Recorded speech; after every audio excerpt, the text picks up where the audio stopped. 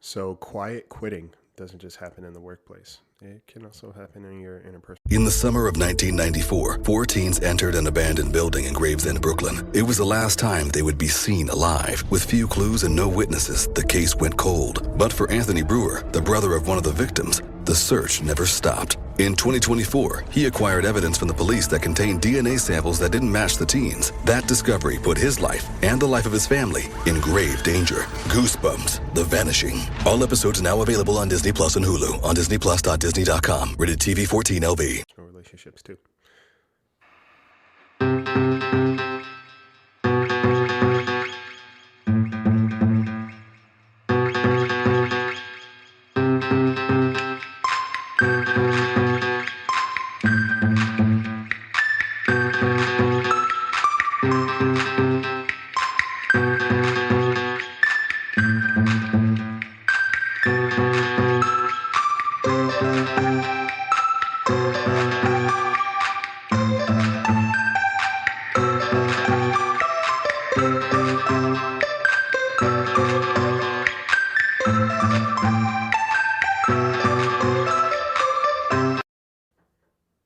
Everybody.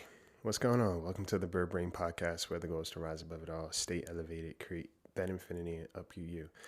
I'm your host, Isaiah. It's funny because as I was going through the slogan, I was like, rise above it all. And I was like, this is hurricane season apparently in LA. So I don't know, man. The eye of the storm is very much a thing right now. But I still wanted to get an episode out for you guys before it got crazy.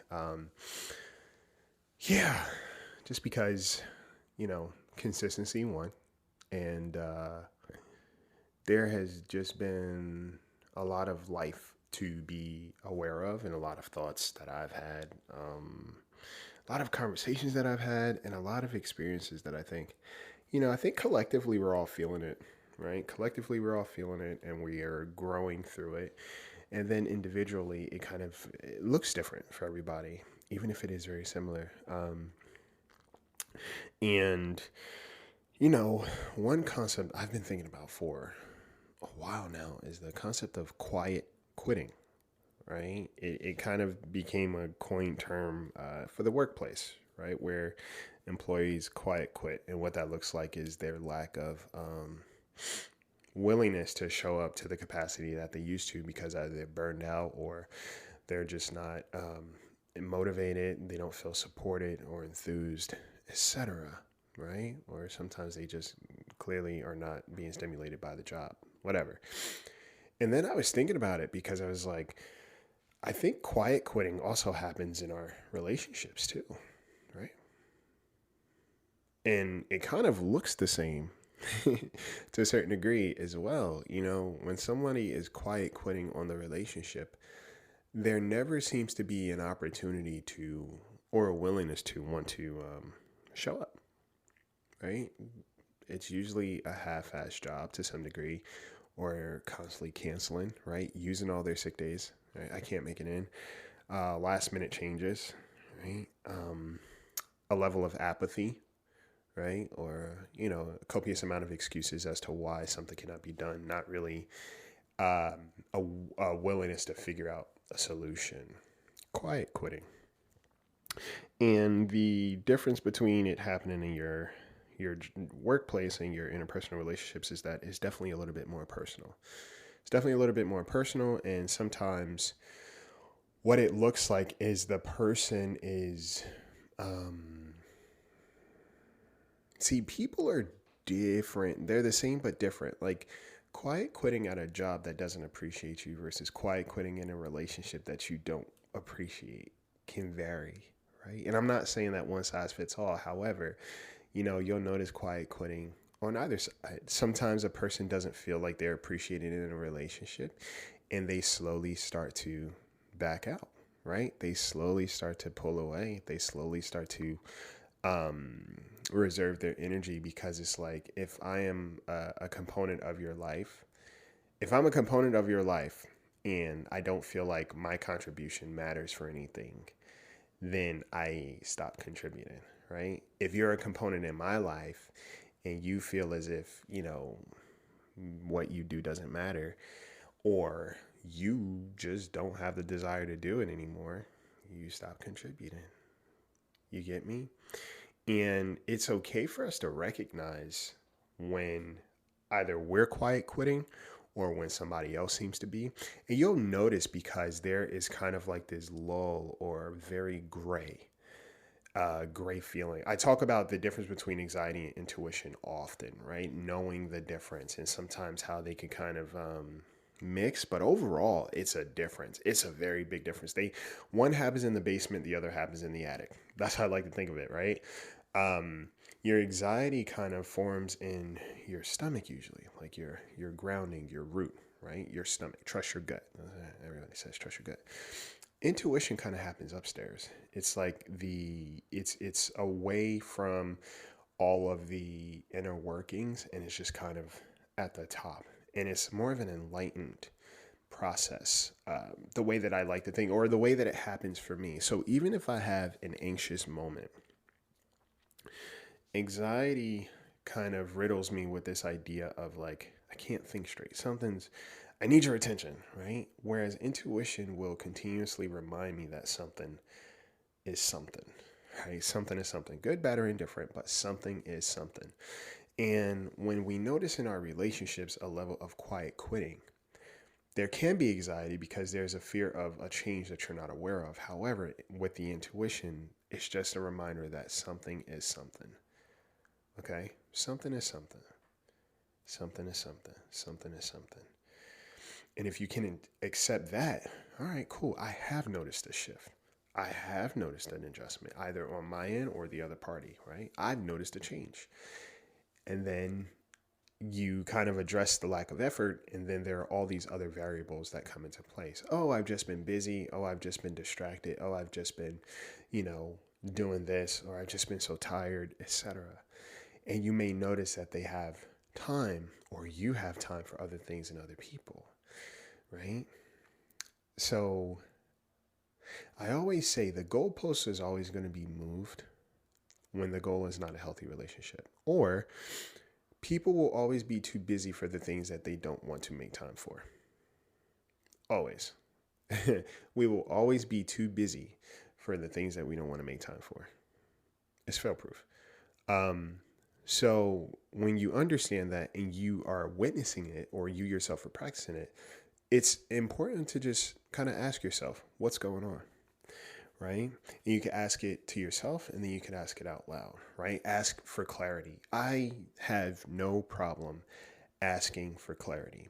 The reason why is this, because if I ask for clarity, one, it gives the other party opportunity to step into the relationship as their authentic selves, right? I'm not expecting you to say what I want. I'm just expecting you to be present and, show up with your truth, whatever that looks like. Okay. And when you give somebody the opportunity to do just that, whatever they do with it is up to them. Okay. It's funny because sometimes there's such a fear of being disliked that we still do the things that are unlikable, right?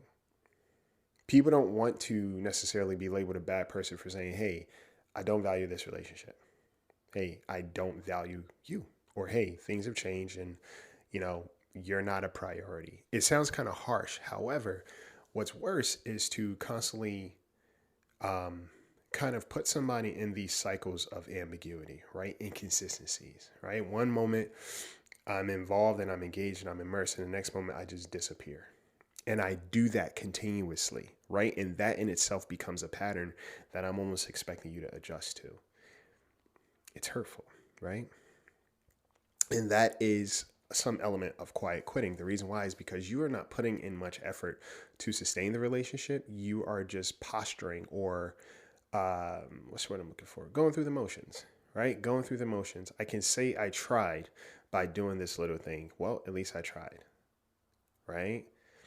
And that kind of keeps you off the hook in your head. However, the person on the receptive end is noticing a divot or a deviation in the typical pattern of the connection. So when you ask for clarity, depending on who the person is, they'll be able to step into that with some level of integrity, honesty, and intention, right? Because it's not just about their ego being protected or being bruised. It's about them showing up and recognizing, hey, there is a disconnect in our relationship, and I don't know what's going on. Here's how I feel, etc. Right? And then there's potential for a solution. And this is where it gets tricky, because I think people over glamorize this idea that forgiveness just fixes everything. And that doesn't work, right? For one, somebody doesn't necessarily have to forgive you, right? Forgiveness is not for you, the offender. Forgiveness is for the person that was offended, right? When you forgive, you kind of let go of the grudge, if there is one, or you let go of the bitterness, and you grieve, right? You grieve. You understand that what I thought this was, or what this was for an extended period of time, no longer is there. And that's okay. That is okay. And sometimes on our end, when we quiet quit, what that looks like, or what that may appear like to someone else who hasn't really valued or appreciated the efforts, sometimes I hear, oh yeah, well, out of nowhere, they just stopped talking to me. Or yeah, they just pulled back and, they didn't say anything. And truth be told, a lot of times a person says things multiple times and they go unheard. So finally, they just stop speaking. That is a level of quiet quitting too. I expressed my concerns, right? I talked about this. I tried to be present. And sometimes I feel like I was clocking in and I was doing double work, working overtime for somebody who just wasn't showing up to work at all. So I quit. I quit because I'm not getting paid enough, right? There's not enough currency being invested into this relationship. And currency, it's not enough respect, right? Not enough value, not enough reciprocation or even appreciation. So I don't feel like I am being valued in this space. Okay. Quiet quitting on the opposite end. All right. And it's important to recognize when you are in a relationship with someone, or someone's in a relationship with you, are they in a deeper relationship with their ego? Are you in a deeper relationship with your ego? Right? Who is this person? What do they mean to you? How do they make you feel in terms of how much you mean to them? What do they exhibit? What do they show? Right? Because sometimes people say a lot of things and you, even after the conversation happens, you still feel a little weird. Okay.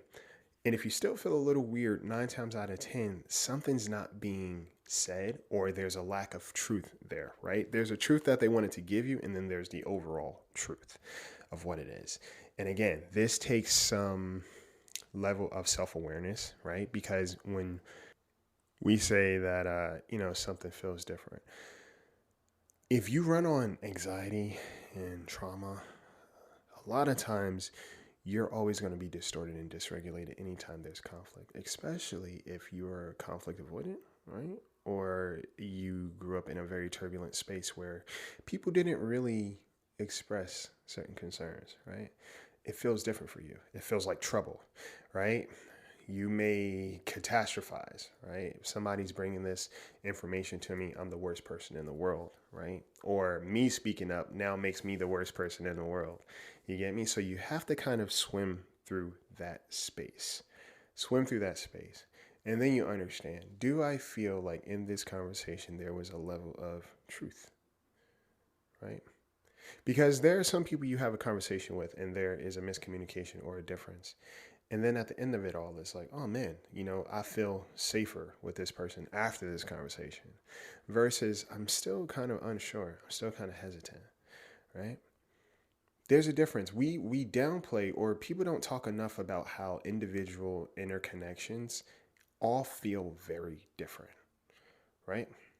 And I've noticed this. There are certain conversations I've had that were very hard conversations, right? And the goal was not to hurt the other person. The goal was not to be hurt by the other person. It was just simply saying, hey, this hurts. What's your take on it? And by the end of it, there was so much closeness and also respect and more of a willing to try. Why? Because both people understood this is how this person's feeling about my actions. I want to do better because they matter to me, right?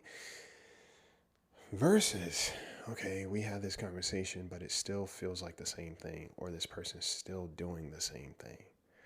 To some degree, they may be quiet quitting. You may never know why, Okay, there's a lot of variables sometimes that we don't have access to. Just like people don't have full access to our experience or our minds or what we may be observing, right? This is why accountability, I think, is so important. And when people say communication, comprehension is so necessary because you could tell somebody, hey, this hurt me, and they may see it as a defect in who they are as a person versus them just understanding, oh man, my behavior hurt this person.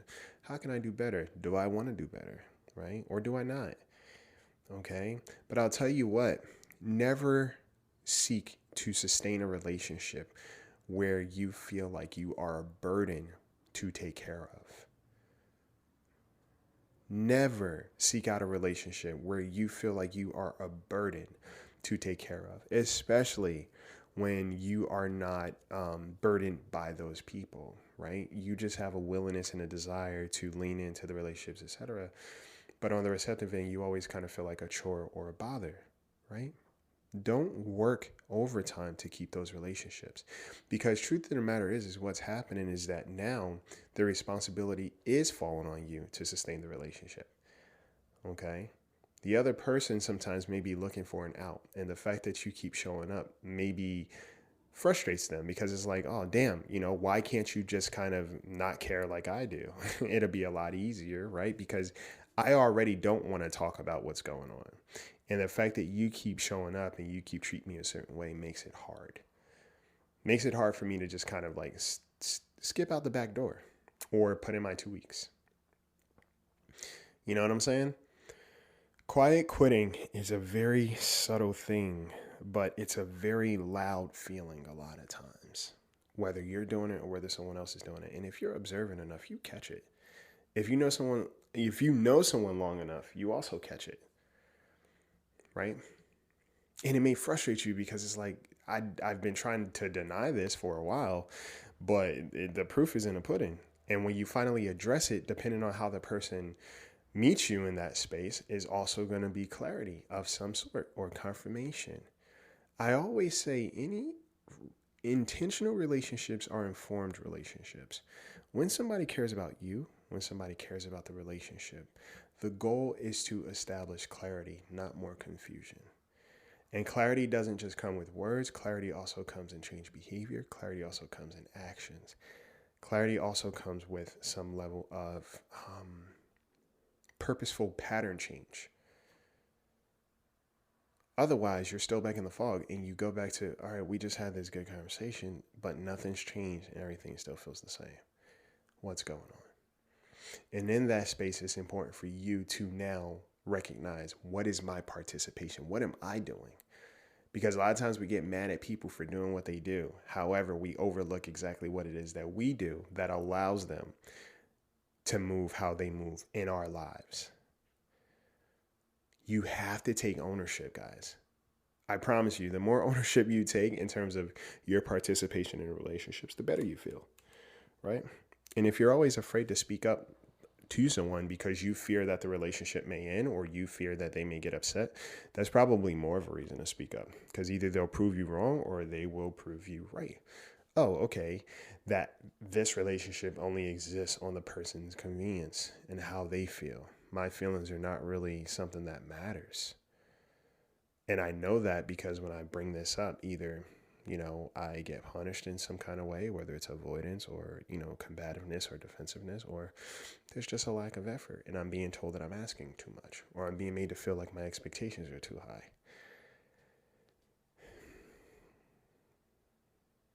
Don't beg for effort.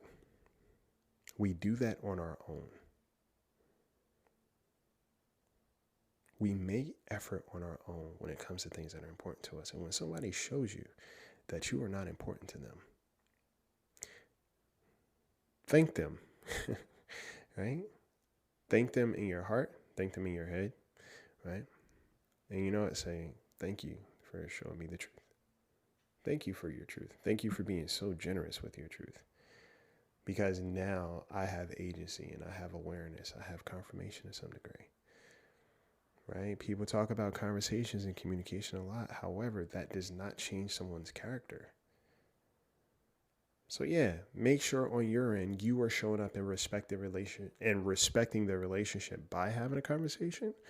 by speaking up about certain concerns, by giving the other person the opportunity.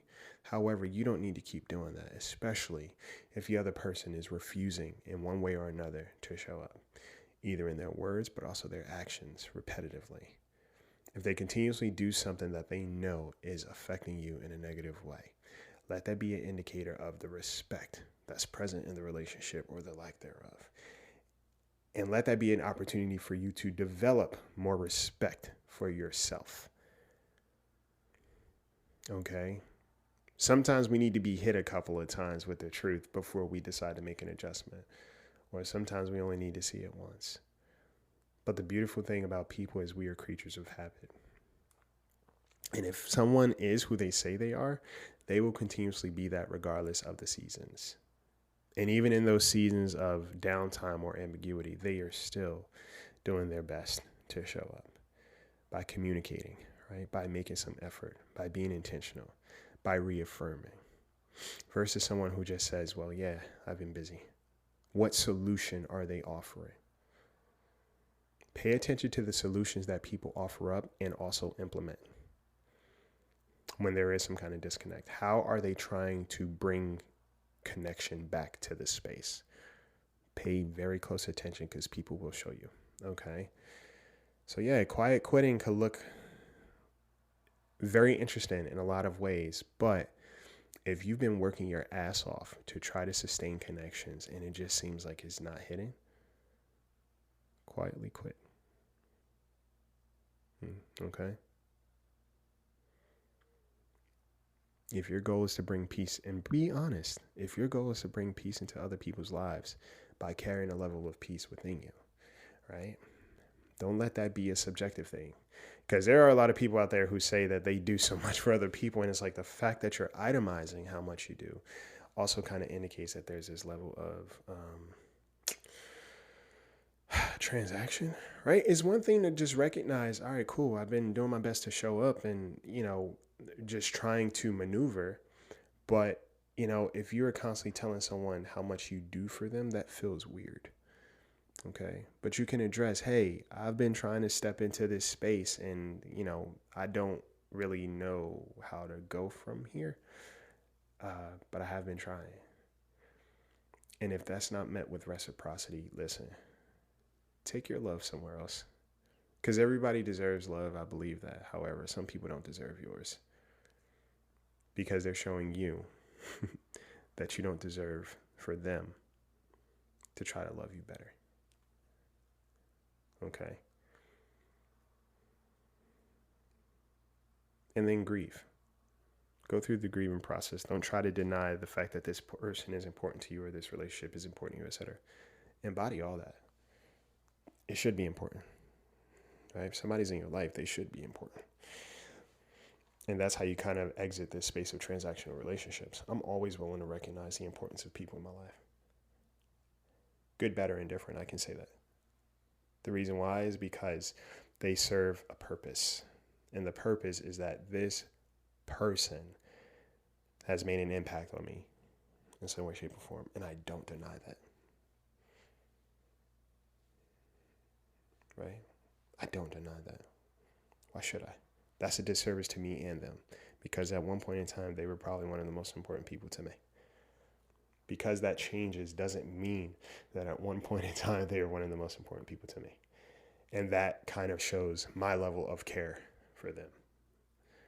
So you got to think about that. Before you let your ego start driving the car because you're upset about how certain things played out or your expectations were different, etc. When you're disappointed, take time to understand what that disappointment is coming from. Right? Is it some patterns that you recognize and it finally hit? Or you feel rejected by this person, you feel that they didn't try hard, etc. Or did you ignore and bypass certain indicators that this person was never willing to do better? But you kept trying to hold on to something that wasn't there. They constantly showed up to work late.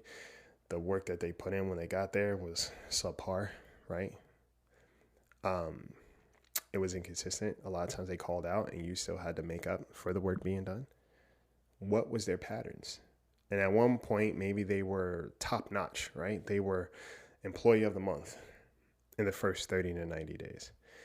Remember, it takes 30, they always say 90 days, but typically within the first 30 to 60 days, a person will fall back into their patterns. That's why jobs usually have a 90-day trial period, because they want to see if you can keep up what you say you are able to provide. Same thing with people in interpersonal relationships. It's just a transference of energy, but the ability to show up and perform is still the same thing.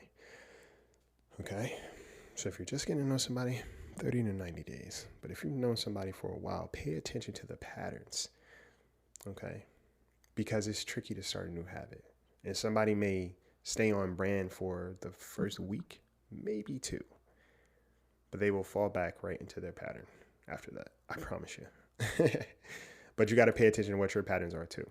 It's not just always the other person, okay? So before you go around pointing the finger, just observe whatever it is you need to observe, and then take stock and ownership in what you need to do about you. All right? And leave people peacefully if that's the last resort, right? Leave things better than how you found them. Understand you did your best to take care of this person. Understand you treated this person like somebody that mattered to you. That's all you can do. Right? This is why love is not a choice. How we treat the people we claim to love is. All right, so just think about that. I hope you guys have an amazing week. If you guys are in the eye of the storm, I hope you're safe. Take care of yourselves. Yes, truly take care of yourselves. I'm definitely going to be eating some ice cream, reading some books, catching up on some projects of my own. But just be safe. Just be safe, okay? Check on your peeps, okay? Check in with yourself. Because sometimes, even though you're not in the eye of a storm, you may be going through a storm in life, okay? Seasons change, yes? So with that being said, take care of yourselves, yes? Take care of each other. Oh, yes, before I forget, You Matter Too. Speaking of, You Matter Too merch is available. If you're on my Instagram, you see I've been rocking the new designs. Yeah, that, like I said on the last week's episode, You Matter Too is just something.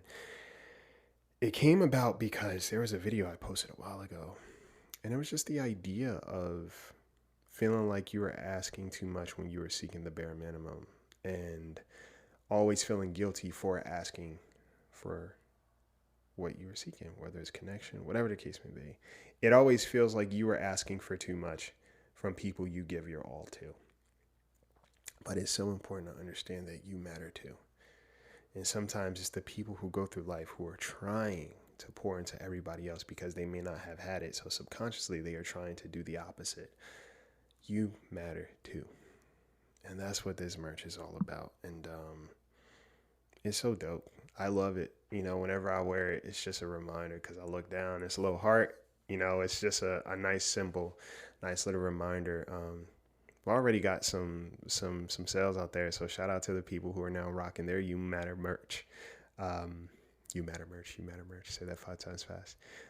Their You Matter Too merch. And it's just kind of creating a space and a reminder across the world, you know, that ripple effect of, you know, going out into the world and remembering that you too are significant. And this is especially for the people who feel invisible and who do their best to show up, right? They have hearts of gold, truly, genuinely. And a lot of times they're just not met with that same level of care and love. Listen, you matter too. Asking for your needs, right? You don't even need to ask for effort from people who are willing to make it, okay? But people who care about you will find ways to remind you.